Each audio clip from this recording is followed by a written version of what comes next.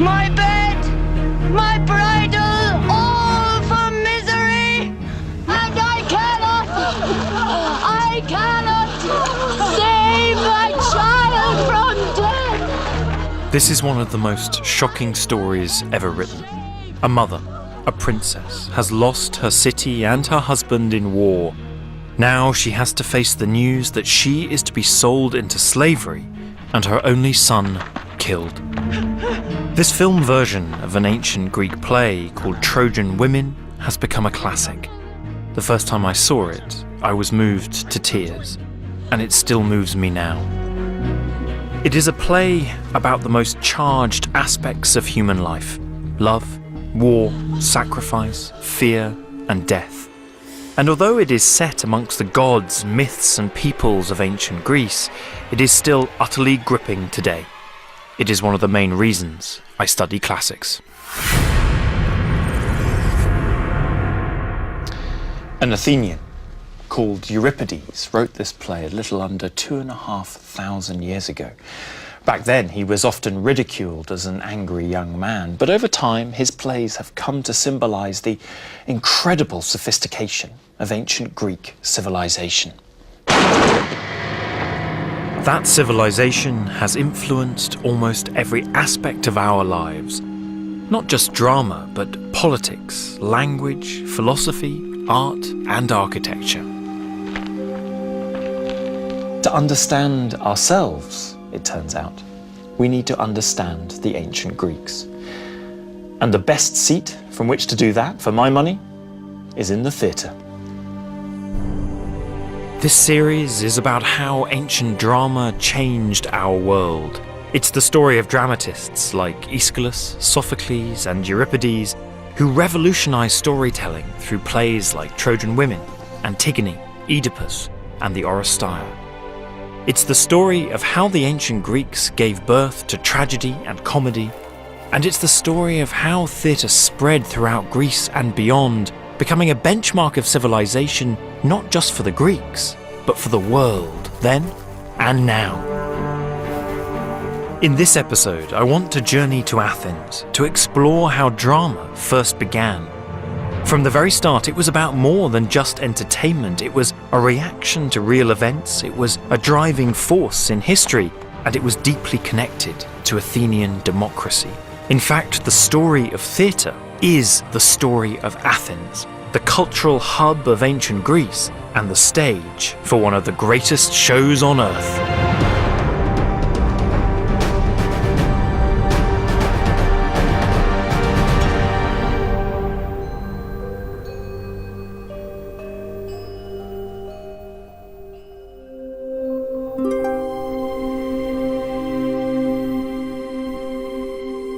The story of drama as we know it begins in a particular place and a particular time.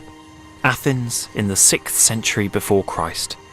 At that time, Greece was not a single country but a mass of competing city-states, or polis, the Greek term describing a body of citizens. But in the late 6th century, the polis of Athens pulled ahead of the others politically, economically, and culturally. In the last part of the 6th century BC, Athens was the breeding ground for two extraordinary inventions. The first was democracy. Athens was ruled not by kings or by cliques of aristocrats, but by the votes of its own citizens. But the second was theatre. Athens invented an entirely new art form, drama. And these two inventions were tightly intertwined at the beating heart of Athenian society. And both of them were the result of an extraordinary cultural revolution. At this time, the whole of ancient Greek culture underwent a historic transformation. The revolution extended from architecture to literature, from vase painting to philosophy. You can see the impact of that revolution clearly in how Greek sculpture developed. In the middle 6th century, it was rigid, stylized, lacking movement and life, but then things began to change. By the 5th century, Greek artists began to produce some of the greatest lifelike sculptures ever made. It all amounted not just to a new looking world, but to a whole new view of the world. We call it the classical world. And in this groundbreaking epoch, drama was perhaps the biggest innovation of them all. Tales of love, death, and war had always been passed on by storytellers, and epic poems like Homer's Iliad and savage myths had been celebrated in choral dance and song, but the Athenians added actors and invented the idea of performance. These epic stories would now play out not only in the mind, but live on stage. This was more than innovation, this was a revolution. Never before in the Greek tradition that we know of, in the Greek storytelling tradition, were things enacted rather than narrated. So instead of having, and then the king drew his sword and said, instead a person actually draws a sword and speaks. I know we sort of say, well, children do that, but to do it with serious storytelling, with storytelling that actually delves into important roots in human behaviour, that is a very new step. And to have it done in front of you, I think that must have been a very, very startling innovation. The son of Thyestes. Ancient Greek drama looked and sounded very different from drama as we know it today. There were no more than 3 or 4 actors. There was a chorus who interrupted the action with song and dance, and all the performers wore masks. When an actor began to enact rather than narrate, there's a kind of dangerousness about that the actor has to become a woman. The actor has to become a slave. The actor, perhaps even more dangerously, has to become a god. And it's almost as if the mask is a kind of signal of the profession that protects the actor against the danger of doing these things. Blood shoot of Atreus, destroyer! The chorus are costumed and masked in an identical or near identical way. And they move and speak as a group. The chorus is not a bunch of individuals. For the Greeks, the chorus was a group, in which, in a sense, they submerge their identity. And what the chorus does is, in its groupness, it tries to make sense of what it's witnessing. They're deeply emotionally involved, and the suffering becomes a song. And the chorus, as a group, and with its group response, sings its choral lyrics. You did it, plotted it, you single-handed. The people will stone you. You don't stand a chance. It seems to me that the crucial thing is that it is simultaneously a very strong emotional experience and a very strong thought experience.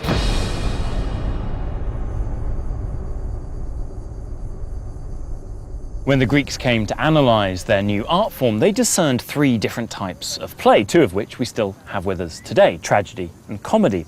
But in many ways, modern tragedy has actually changed from how ancient tragedy worked. For us, tragedy is a play with a sad ending, but for the ancient Greeks, tragedy was a play in which the events offered the audience a tough decision. And because no real ancient tragedy ends conclusively, siding with one course of action or another, what it does is face the audience with a problem. What would they do if they were in the same situation? Take one of the most famous plays ever written, Oedipus the King by Sophocles. It tells the story of Oedipus, a man who was destined to kill his father and marry his mother. Although this outcome is predicted by an oracle, Oedipus himself makes a series of free choices that lead to its fulfillment, choices that would have posed serious questions for the audience. The play ends with Oedipus blinding himself in despair. The issues dealt with in tragedy were often so disturbing that the plays were nearly always set away from Athens in the land of myth, legend, or at the very least a faraway city. And after a series of tragedies, the Athenians were offered a satyr play. Now, we don't have this anymore today, but effectively, satyrs were the half-male, half-goat companions of the god of revelry, who would be allowed to run around the stage doing lots of lewd and bawdy things as a bit of light relief. But what we do have today is comedy. An ancient comedy, just like tragedy, spoke directly to contemporary Athenians. Usually set in a topsy-turvy version of real life or in a realm of fantasy, they poked fun at contemporary Athens. The Birds is a play that mocks the Athenian obsession with litigation and politics. It tells the story of two men who are tired of a life of law courts and civic duties. To escape, they turn themselves into birds and create a bird city in the sky called Cloud Cuckoo Land, where they reject all attempts to impose Athenian-style law and order. Both comedy and tragedy sought to have a direct bearing on life in Athens. And most fascinating of all is how they seamlessly blended together religion and myth with contemporary politics. This means that a play like the Oresteia by Aeschylus can start with a mythic tale from the Trojan Wars where Agamemnon is murdered by his wife and avenged by his son Orestes, but can end in a courtroom in democratic Athens with Orestes on trial for the murder of his mother. The Oresteia is one of the biggest hits in antiquity. It's also one of the very few trilogies that we've got. So what you have is 3 tragedies, and in this case, it's got a connected story. How does tragedy take this smorgasbord, if you like, and make it into a story? Well, it's not the same problem for the ancient Greeks as it might be for us. You know, there's not this idea of anachronism. Your mythical world with the gods, with the Trojan War, all of this that we've had in the first parts of the trilogy, can then end in that third part with a law court in Athens, which would have been familiar, of course, from 5th century contemporary Athens. So you have this brilliant genre where you can zoom from your present day into the past and bring your past into your present day. And it's that relationship that tragedy uses to be able to say things about its contemporary society.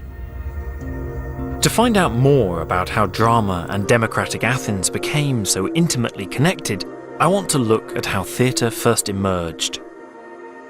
Everything in ancient Greece came under the auspices of a particular god, and the god controlling theatre was called Dionysus. He was also the god of wine and revelry, and many scholars think that theatre evolved directly out of the choral songs performed in honour of Dionysus. But there's also something else going on here. Something that is suggested by the ruins at a place called Thorikos, near Athens. This region was once home to the ancient Athenian silver mines, but it is also the site of the oldest stone-built theatre in the Greek world. We're in an industrial heartland of the ancient Athenian state, with the ore washeries and the mine shaft just beyond the theatre here. The first phase of this theatre is late 6th century, and that puts it in the same time as the invention of Athenian democracy itself, which throws up another question. Just what is the relationship between theatre and democracy, and how did the two help each other into being?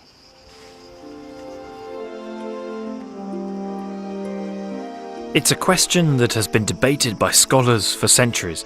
Were theatre and democracy connected from the very start?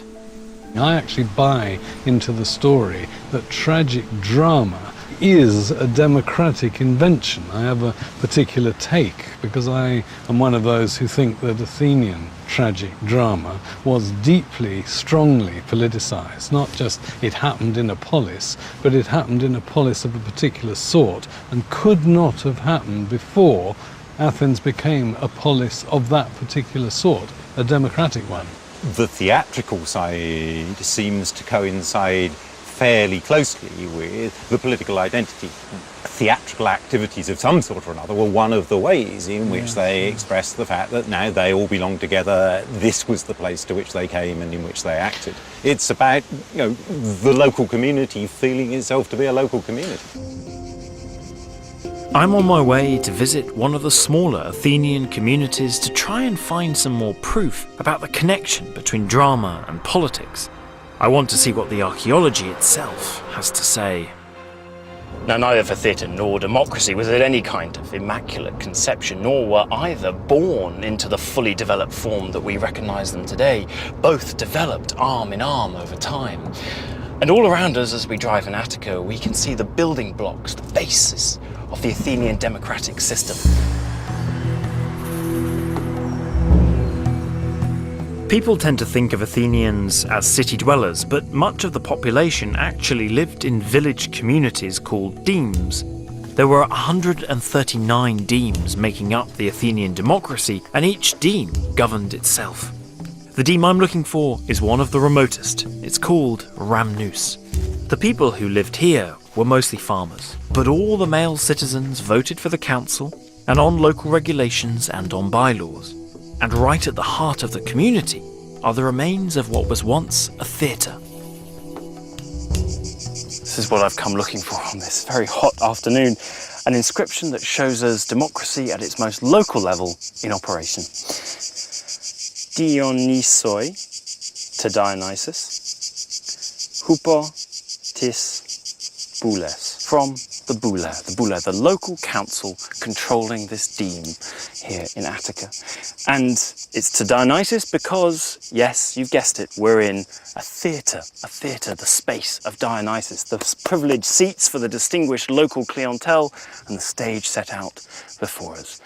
Religion, politics, theatre, at democracy's most local level. These theatres really were far more than just places of entertainment. They were places where the whole deme would gather together. No one's going to bother to build a theatre just for a couple of days of drama a year. But the theatres here, at the lowest, most basic level of the Athenian democracy, seem to also have been used as multi-purpose civic spaces, giving them all year round potential, not just for drama, but also for democracy and democratic action itself. And that is what the archaeology is really beginning to uncover. Not only the demes, but the deme theatres spreading across all of Attica. The use of theatres for democratic activity seems to have been the case not just in the demes, but in the city of Athens itself. Every year the democratic authorities spent a fortune on the Great Dionysia Festival, a drama competition that took place in the Theatre of Dionysus in honour of the god of theatre.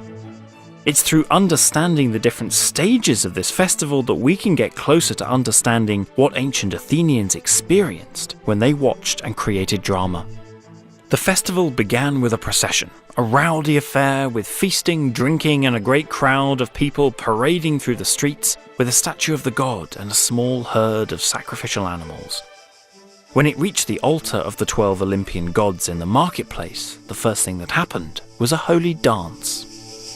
The cult of Dionysus is very much psychological thing. Wine was of course very important for Dionysus, everybody knows that. But the thing was that by drinking wine, you were getting closer to the god. And the more wine you drink, the more you step out of yourself and get closer to the god. And that is also what happens when you're dancing. You're getting outside yourself, so to say. But also by, for example, wearing a mask. The ancient people thought that when you're wearing a mask, you really become someone else. And the Greek word is... It's ecstasy. So ek, out, stasis, of oneself, of one's stance. Yes. And that's our ecstasy. It is the ecstasy, yeah, as we know it. The ecstasy of the god. Yeah. The procession then surged through the streets along a route lined with tripods, monuments put up by the proud sponsors of the winning plays. Often politicians, they spent fortunes funding dramatic productions and marked their victories with monuments like this one, put up by a winner from the 4th century BC. So the drama festival was more than an opportunity for staging plays. It was a chance for the leading figures of Athens to stage their generosity and their success to the whole city. Finally, having wound its way right around the Acropolis, the procession emerged noisily into the precinct of Dionysus. By now, the participants were becoming a single entity.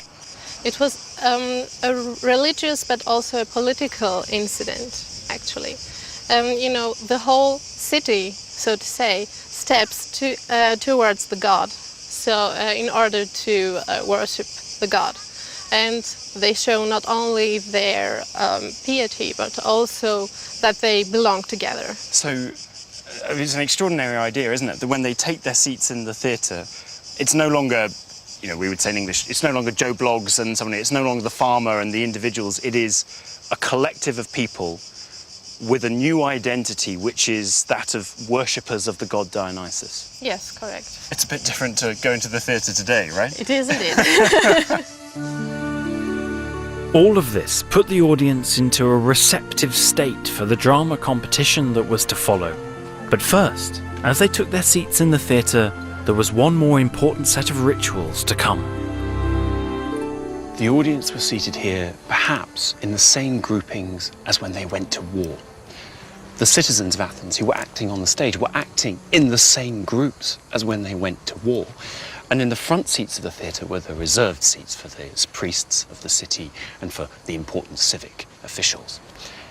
And then before the plays began, there were a series of events. First, a libation, an offering to the gods, were poured in the centre of the stage by the generals, the military generals of the city. Then, a parade of tribute of all the money paid by the cities and states of the Athenian Empire to Athens was literally taken across the stage, paraded in front of an audience that contained members from those same cities and states who'd had to pay all that money. Then a list of all those who had benefited the city in some way was read out. And finally, onto the stage were brought the orphans, those whose parents had died fighting for the city in battle, and whom the city would now take on the expenses of bringing up and educating. They came on, dressed themselves in the armour of war, and took their seats, their special seats, here in the theatre. Only then did the plays begin. From dawn until dusk for 5 days, the citizen audience watched 3 playwrights, each put on 3 tragedies, as well as a farcical satyr play and some comedies. At their heart were issues of justice and loyalty, war and peace, vengeance and compassion, which sent powerful messages to the citizen audience. In the centuries of Athens' greatness, over 1,000 plays were written for the Dionysia. But today, just 32 of them survive in full. And those 32 have survived in part because they were considered to be the greatest. And they were all written by just 3 people: Aeschylus, Sophocles, Euripides, the great tragedians of the 5th century BC. Aeschylus was the first. He was the author of the Oresteia, the only whole trilogy to have survived. Sophocles wrote 2 of the most enduring plays, Oedipus the King and Antigone, which tells the tragic story of Oedipus's daughter, who is sentenced to death for breaking the law and burying her rebel brother. But of all the playwrights, Euripides is now considered in many ways to have been the best.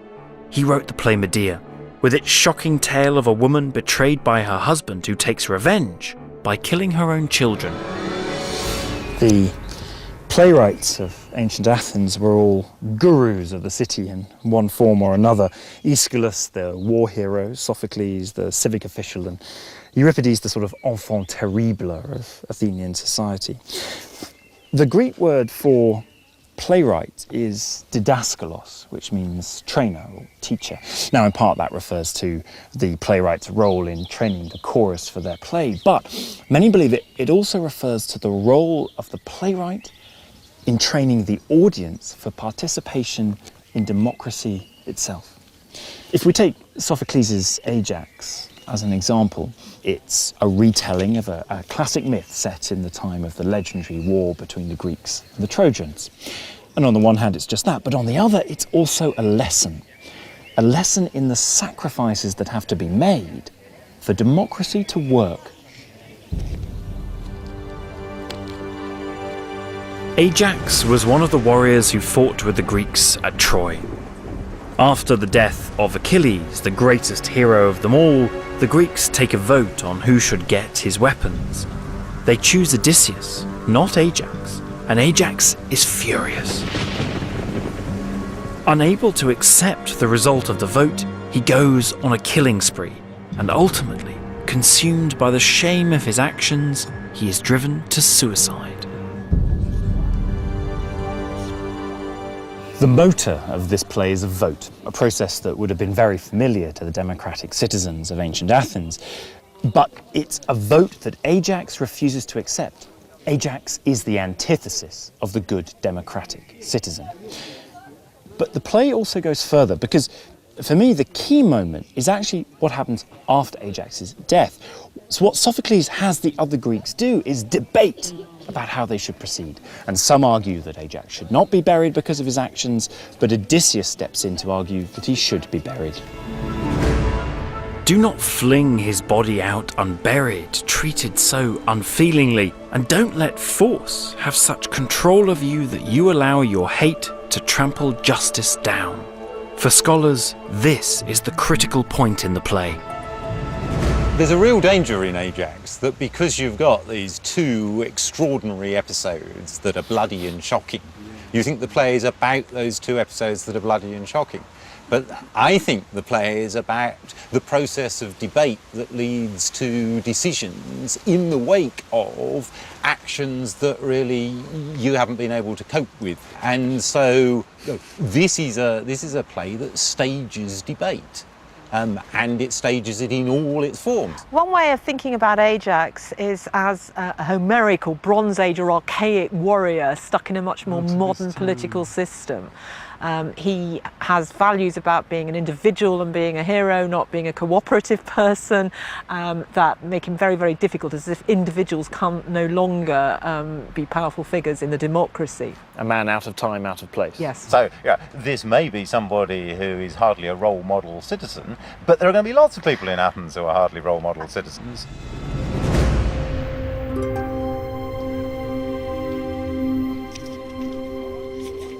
Athens, no doubt, would have had its own fair share of big heads and glory seekers, people who just wouldn't work within the democracy. And this play plays out the dilemma of what do you do with those kinds of people? How do you keep the democracy on track? And that, for me, is why Odysseus' intervention is so crucial, because he shows that you need to have empathy with these people and you need to let justice run its course. Odysseus offers a way for the community to come back together, make a joint decision, and move forward. And that's why this play is such a great example of what theatre did in ancient Athenian society. It told a story, it posed problems, it asked questions of the audience about what would you do in this kind of situation, a situation which they would undoubtedly have to face up to at some point in their lives. Theatre was vital to the processes that played out here on the Pnyx, home of the Athenian assembly. It was the oil that allowed democracy to function, a contained space which allowed for a continual process of risky reflection, self-doubt, and debate. It's no accident that the most important words in any Greek tragedy are tidrasso, what shall I do? Theatre and democracy had grown up together and were now inextricably linked in Athenian minds. And every year, for almost the next 2 centuries, the Athenians came to the theatre to rework the old myths into tragic dramas that spoke to the problems that had beset and were fundamental to one of the most important and interesting stories in history, the rise and fall of Athens. And at the same time, those very same people were here in the assembly, making the decisions that affected those events. It's therefore no surprise that a common subject matter in Athenian drama was a problem that constantly dogged the Athenian assembly: war. And one war in particular fired the imagination of the playwright Aeschylus, who lived through the real-life drama and was inspired to write what is now the first ancient Greek play to survive in full. In 490 BC, less than 20 years after the democracy was established, Athens was attacked by the greatest power on earth, the Persian Empire. The first crisis came at Marathon, 26 miles from the city of Athens. A Persian fleet arrived with an enormous army. Although outnumbered, the Athenians attacked, and against all the odds, they triumphed. The Athenian dead were commemorated by a memorial barrow near the battlefield, which is impressive even today. But 10 years later, the Persians were back with an army said to have been more than 1 million strong. As it bore down on Athens, the assembly passed a heroic decree at the urging of a leading general called Themistocles. Amazingly, a later copy of the decree actually survives in an Athens museum. This is one of the most evocative inscriptions surviving to us today. It's a decree of the people of Athens. And here's the key word: Salamina, Salamis. This is the decree recording the decision by the Athenian people to evacuate their home city and go to the island of Salamis to save themselves from the invading hordes of Persians. This is the record of one of the most key moments in the whole of ancient history. The Athenians abandoned their city and took to their ships, leaving only a few men barricaded on the Acropolis. The Persians ransacked the city, destroying the temples. But the Athenian gamble paid off. The Athenian fleet defeated the Persians in the narrows off Salamis. Greece was saved. And witnessing it all, not from afar but at close range, was Aeschylus. Aeschylus wasn't just a playwright, he was also a soldier. He stood in the Athenian ranks on the plain at Marathon on that fateful day when the Persians first arrived. He was part of the victorious Athenian army, but he also lost his brother on the battlefield. Aeschylus, in his own epitaph, preferred to be remembered for his role here at Marathon rather than for his plays. Without doubt, it was his extraordinary experiences here on the battlefield that gave him a unique perspective and allowed him to represent war on stage in a way that has echoed ever since. Aeschylus composed over 90 plays in his lifetime, and of the few that survive, the play that he composed about these great events is one of the most moving and one of the most fascinating. In 472 BC, Aeschylus produced a play called The Persians, and it's the first ancient tragedy to survive to us in full today. Its sponsor was no one less than the future democratic hero Pericles. But what's really surprising about it is its subject matter, because it tells the story of how the Persians reacted to the news of their defeat at the Battle of Salamis, a battle that those in the audience had fought and won just 8 years before. The play is set in the Persian capital. A messenger arrives at the Persian court with the news of the Greek victory. The Persians cannot believe that they have been defeated and they fall to pieces. In their misery, they summon the ghost of the previous king Darius for advice. The ghost of Darius tells the Persians that they themselves are to blame for their defeat, because their pride and their ambition has led them to disregard the gods. The voiceless heaps of slaughtered corpses shall eloquently show that no one human should puff up inflated thoughts. You see how insolence, once opened into flower, produces fields ripe with calamity and reaps a harvest home of sorrow. This is the crucial theme of the play. Well, I think really at its heart, it's almost really a tragedy about hubris. This idea of, sometimes translated as arrogance, something like that, going too far, crossing a line, transgressing. And the Persians had done that. They thought big, they thought they could go and take Greece. They didn't win. And actually part of what the play is exploring is the idea that big empires can fall. What kind of resonance and implications does a play like The Persians have for us today? It deals with one of these eternal themes. It looks at war, and it looks at the destruction, the loss, the risks you run if you go to war. But it became really popular with the Gulf War and then with the Iraq War as well, and this is a really interesting one.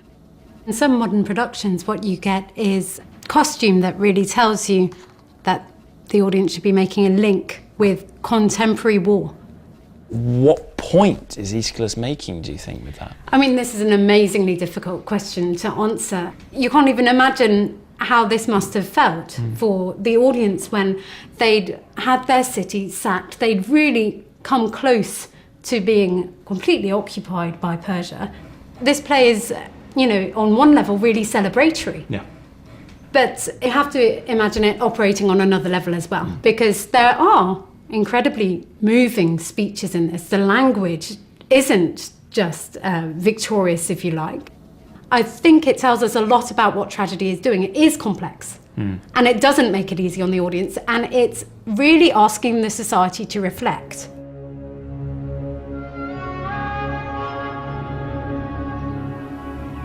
This play for me is both an exception to normal tragedy and a fantastic example of it. It's an exception because, unlike most that focus on mythical stories, this focuses on real and recent history. But it's a fantastic example of what tragedy does, because it doesn't just allow the Athenians to gloat over their victory. Instead, it offers a warning. For the Persians, pride came before a fall. And at a time when Athens and the Athenians were beginning to grow in their own power within the Greek world, the play offers that same message. Be careful, or you too could end up just like the Persians. This warning had a direct bearing on the current situation in Athens. In the aftermath of the Persian Wars, Athens reached the peak of her power and influence, and the fleet that had secured victory at Salamis now reached out across the Aegean. Athens became the leading city-state in a new anti-Persian alliance, but what began as a free coalition was soon under Athenian control. The financial muscle at Athens' command allowed it eventually to turn the free alliance of Greek cities and states that had been brought together to wreak revenge on the Persians into an empire solely to support the glory of Athens. And it was policed by the mighty and yet brutal majesty of the supreme Athenian fleet. The war chest of that free alliance, which had been kept on the sacred island of Delos, was moved to Athens, placed on the Acropolis, and eventually into a building, the Parthenon, which has today become synonymous with democracy and freedom, and yet which was originally built with the blood money of Athenian Empire. Every year, each city in the alliance or empire contributed money in silver as tribute, and this money was displayed in the theatre in Athens at the Great Dionysia Festival. But when any members of the empire refused these payments, Athens sent a fleet to attack them. Having an empire meant that the Athenian assembly was now making life or death decisions not just about themselves, but about cities and peoples far away who had no real say in the matter. These decisions were far from easy, as the Athenians discovered when they had to decide how to deal with the city of Mytilene.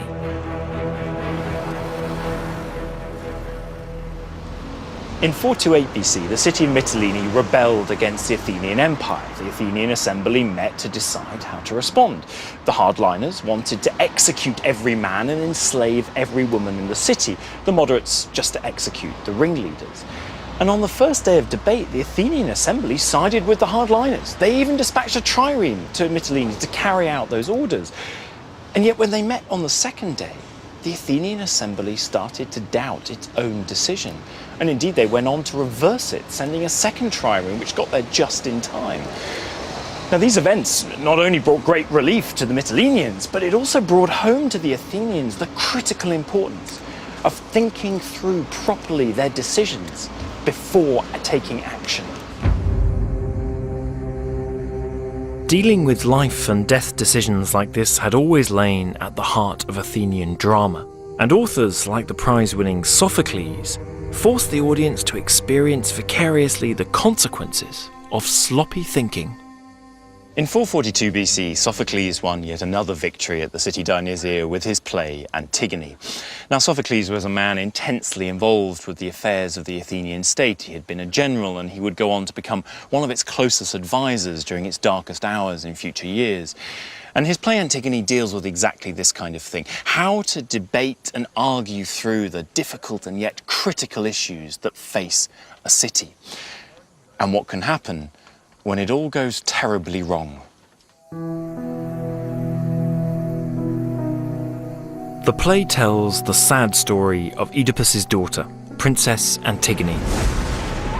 When Antigone buries the body of her rebel brother, she is following the law of the gods.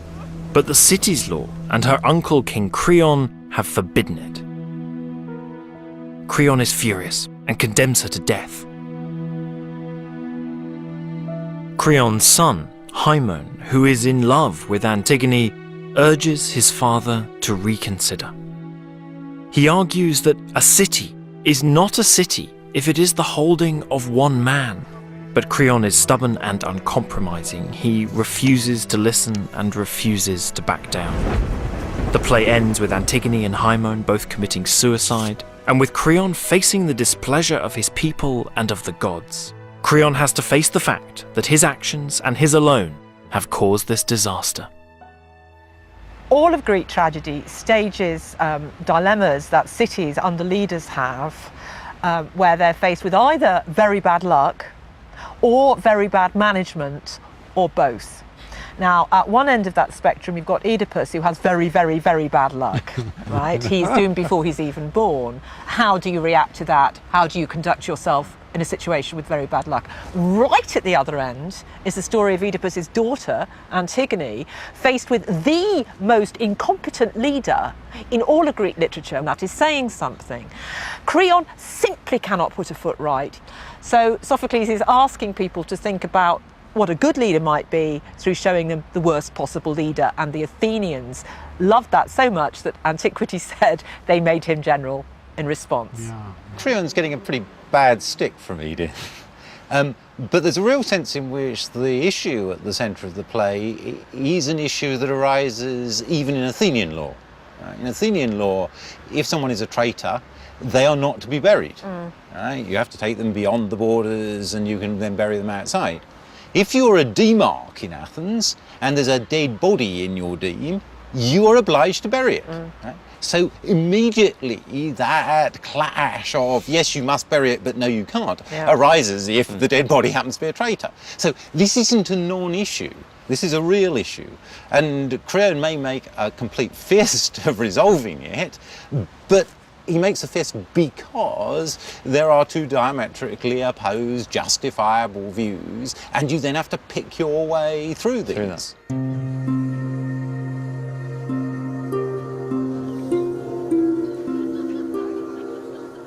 Due to his dogged determination for others to do exactly what he wants, his inability to listen, to compromise, Creon ends up paying the ultimate price, the loss of his family and his authority.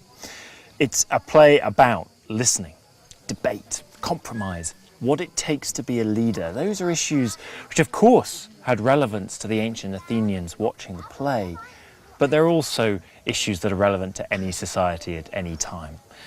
That's what makes Antigone so timeless. It's got universal appeal because it's about someone fighting against a system, and a system that's wrong. I mean, that's how it gets picked up now, and that's what really appeals to modern audiences, I think, about it. A play like Antigone, what kind of resonance does that have for us today? Thinking about this adaptation that Jean Anouilh produced in 1944 in France while it was being occupied by Nazis, that's a real example of where you've got this play which is really taken on and championed by the resistance. How did it ever get permission to be performed if it's such a play of resistance? Well, I think that's the ambiguity of the play. So, you know, for the occupying force, for the Vichy government, actually, you can look at this play and think, this is a play about law and imposing law. And actually, this is a silly little girl who breaks that law and, you know, she gets what's coming to her. So it's that ambiguity that allows, even in those circumstances, this great play of resistance for some people to be put on.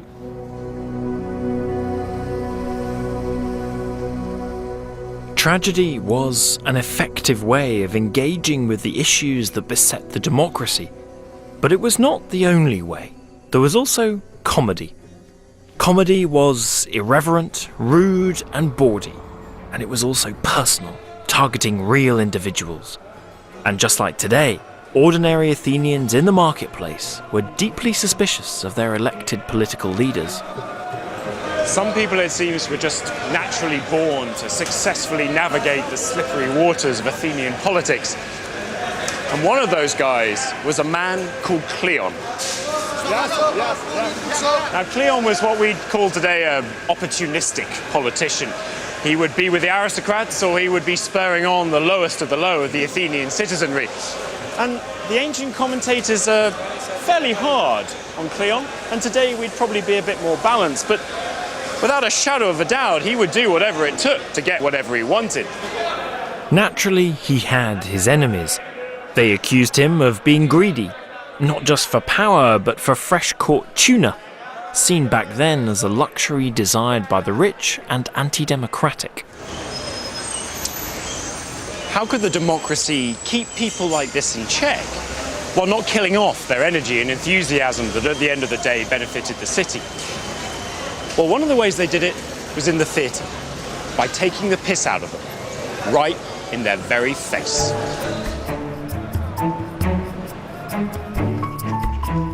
Comedies, while performed at the Dionysia festival, also had their own smaller festival. It was called the Lenaea.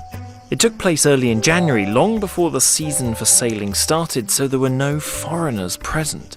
This meant that comic writers could really let rip without letting the city down. What you have is really lively plays, very outrageous plays actually sometimes, but they are politically involved. The settings can be, amazing in the real sense, incredible. You have comedies that go to the underworld, they go to hell, and that's where you get these animal choruses like frogs. This is a frog that was used in the King's College Greek play. Animal choruses are quite common in comedy. You've got, for example, the chorus here. These guys performing and the songs that they get to sing. This is a great source of comedy. What kind of level of biting satire are we talking about here in ancient comedy? It's extremely personal. There's insults really of quite an infantile nature. You have plays which actually put politicians as one of the characters, very thinly disguised, but they'll be the leading politicians of the day. Their policies will be clear. The way they speak might be parodied. Even the mask can reflect characters from Athenian society. This was the sort of thing that lay in store for ambitious politicians like Cleon. And the man who was the real expert at this was a comic playwright called Aristophanes. And for Aristophanes and Cleon, it was a grudge match. They even came from the same village. In 425 BC, Aristophanes wrote a play called The Knights. It portrays Cleon as a cunning servant working for an old man called Demos. Demos represents the people, and as his crafty servant, Cleon misuses his position for the purposes of extortion and corruption. Yet in the end, it is Demos who has the last laugh. Cleon's corrupt ways are exposed. He loses his position, and he is reduced to selling sausages outside the Athens city gates. Aristophanes didn't pull any punches. This play brings Cleon right back down to earth. And of course, the politicians about whom the jokes were being made were right here, visible to all in the audience. So it's like having one of our shows, The Daily Show in the States, or Have I Got News for You here, being played out in an important civic space, the Capitol or the House of Commons, with the people they're taking the piss out of sitting right here in the audience, having to take it in front of everyone. The Greeks even had a word for this. They called these people the komedoumenoi, those made fun of in comedy. And this isn't just some sort of sideshow. This, many ancient commentators saw as the hallmark of ancient Athenian democracy and of freedom and free speech. The laughter didn't stop Cleon's career. Despite his slippery reputation, he was elected again and again. But the effect of comedy was more subtle than that. What it did do was police the boundaries of behaviour, skewer pretensions, and remind those in positions of power of their responsibilities and of the limits of their ambitions. It's a kind of satire that we can still see at work in our own democracy today. By the time of Cleon, this experiment in Athenian democracy was heading towards its centenary. And in that time, it had seen it all, from fighting for survival to cultural supremacy to empire to wealth. And it was still at war, not now with Persia, but with Greece's greatest fighting force, the Spartans. And desperate times call for desperate measures. The war between Sparta and Athens started in 431 BC and lasted for decades. It was a fight to the death. Sparta ruled by land, Athens ruled at sea. But there was one island that had never submitted to Athenian domination and tried instead to remain neutral: the small island of Melos. In 416 BC, the Athenian democrats had had enough. It was time for the Melians to submit. So the Athenians sent their fleet to enforce their demands.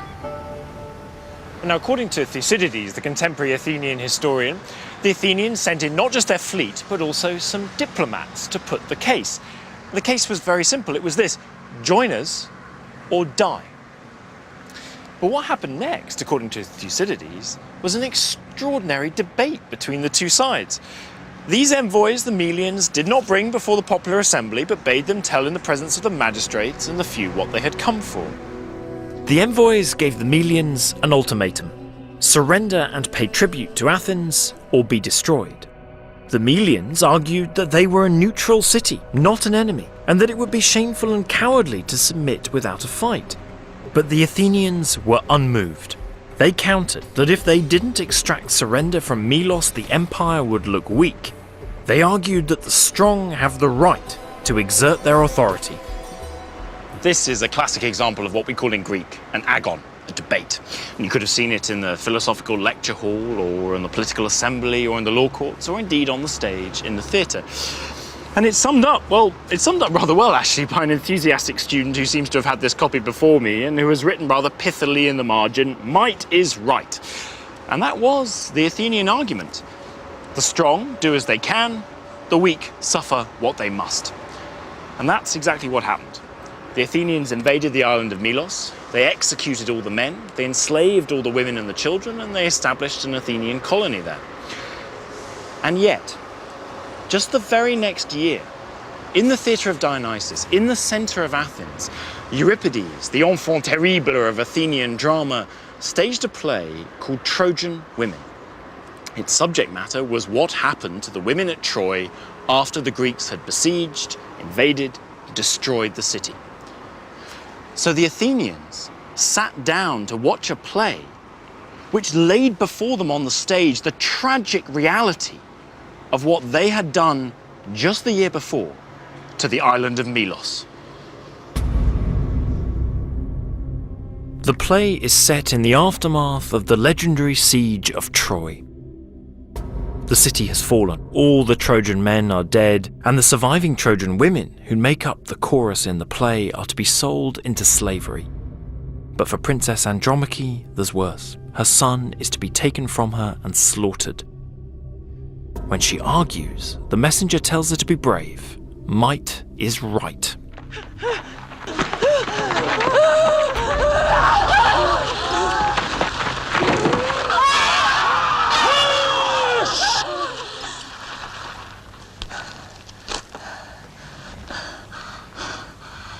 If you say words that make the army angry, the child will have no burial, and without pity. So bear your fate as best you can. Then you need not leave him dead, without a grave. And you will find the Greeks more kind. Trojan women may well have spoken to Athenian actions on Melos, but Euripides was also crucially sending abroad a message about the disillusionment that was taking hold in Greece after years of relentless savage war, and the terrible impact that such conflict has on all members of society.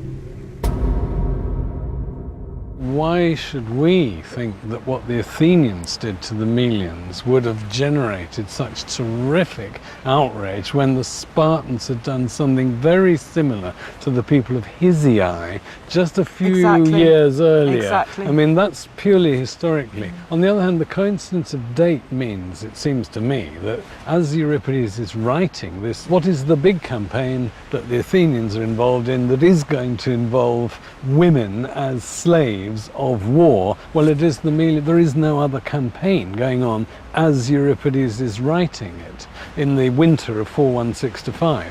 But he could have thought it at any time. That's the thing. By 416, 415, I think Euripides really has seen that war as a way of life brings nothing but misery to both victors and vanquished. And from that point of view, if you focus on Milos, you actually miss that point.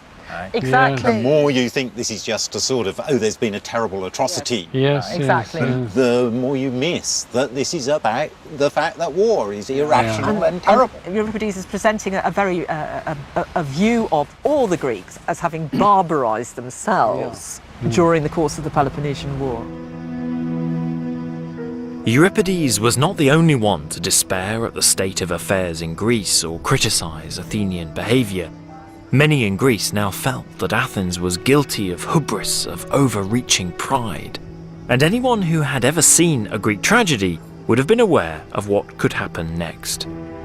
Here at Rhamnous in the 6th century, the people had built a temple to the Greek goddess responsible for punishing those guilty of hubris. She was called Nemesis, a name that comes from the Greek verb nemo, meaning to give what is due. Now, after the Melian atrocity, it seemed like Athenian ambition and pride was beginning to overreach itself. They not only had enemies abroad, they had an increasing number of enemies in Greece, and indeed an increasing number of enemies at home as well, who were beginning to think of democracy as perhaps the immoral inversion of the righteous order.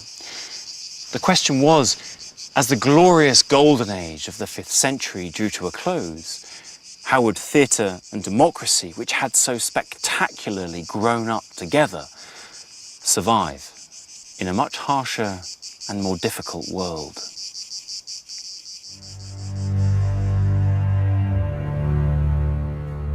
Although the future of Athens now looked uncertain, the past century had been a spectacular era. Athens had invented and pioneered an array of things which underpin our own civilization, from classical sculpture and architecture to new directions in philosophy and history. But for me, out of all those legacies, two stand out as the most extraordinary. First, democracy. Athens created the first democratic constitution in history, which has become a beacon across the centuries. And second, at the very same time, Athens invented a powerful and incisive new art form, theatre. An innovation without which, perhaps, that democracy might never have survived. Drama comes from the Greek word dran, to do, to act, to perform. And if there's one thing that's become abundantly clear, it's that theatre was never just mere entertainment, never a passive spectator. It was a performer in Athens' story in the ancient world. From tragedy making our most important beliefs uncomfortable, to comedy questioning and policing citizenship and keeping people in check, theatre was an institution that plugged into religious, civic, political and military aspects of ancient Athenian society. It was an extraordinary and an extraordinarily uncomfortable, risky and yet essential part of Athenian life. Join the Open University as we explore the connections between Greek theatre and modern-day democracy. Go to bbc.co.uk/ancient Greece and follow the links to the Open University's free learning website. Peter and Dan Snow explore another 20th century battlefield in just a moment's time here on BBC4 this evening. And then a chance to re-meet the ancestors, families of the Stone Age, in Stories from the Dark Earth at 11. Stay with us.